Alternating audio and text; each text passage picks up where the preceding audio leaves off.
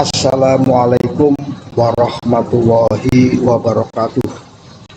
Kawan-kawanku para praktisi maritim, khususnya para Marine Superintendent, Marine Surveyor, dan pihak-pihak yang terkait. Kali ini saya akan menjawab pertanyaan dari kawan saya, dari konsultan kapal, konsultan survei, yang ditanya oleh kliennya di luar negeri, bagaimana tentang penggunaan kapal tongkang minyak dengan lambungnya tunggal atau single hull, ya.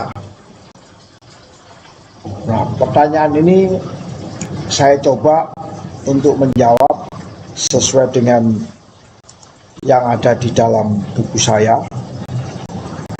Saya coba menulis yaitu ketentuan tongkang minyak single hull dan double hull di Indonesia.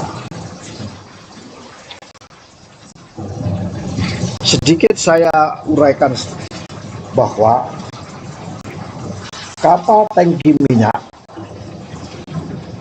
itu di Indonesia masih banyak yang tunggal, lambung tunggal, ya. Sedangkan pertanyaan adalah tongkang. Sesuai dengan ketentuan yang berlaku di Indonesia, itu ada namanya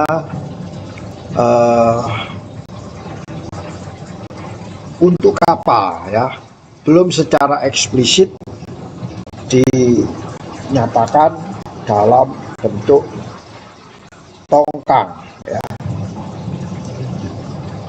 Nah, kalau kita berhenti kepada istilah tongkang, maka akan terhenti kita pembahasannya. Makanya saya langsung cari dan ketemu bahwa kapal tangki minyak yang menggunakan lambung tunggal, kalimatnya masih diperbolehkan beroperasi di perairan Indonesia. Namun, ya ada namunnya, kapal tersebut harus memenuhi persyaratan teknis operasional yang ditetapkan oleh regulasi nasional. Jadi masih boleh, tapi harus memenuhi persyaratan teknis daripada regulasi nasional.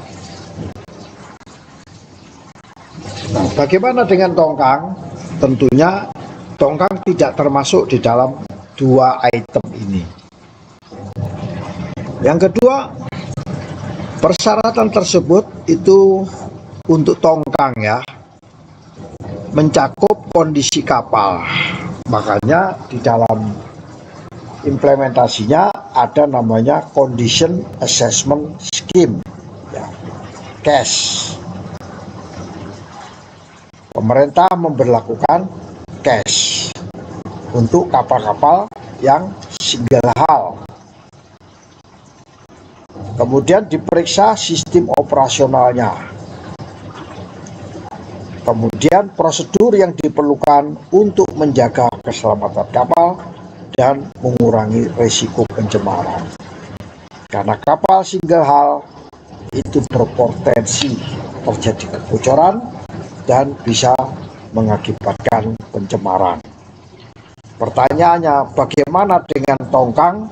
Belum, sampai sekarang saya belum menemukan bagaimana regulasi tentang tongkang yang single hull. Berikutnya mengenai batas usia dan modifikasi. Kapal single hull hanya dapat beroperasi hingga pada usia atau masa layan habis sesuai dengan klasifikasi yang ditetapkan sesuai peraturan pelayaran nasional. Nah, ini untuk kapal. Untuk tongkang saya belum mendapatkan.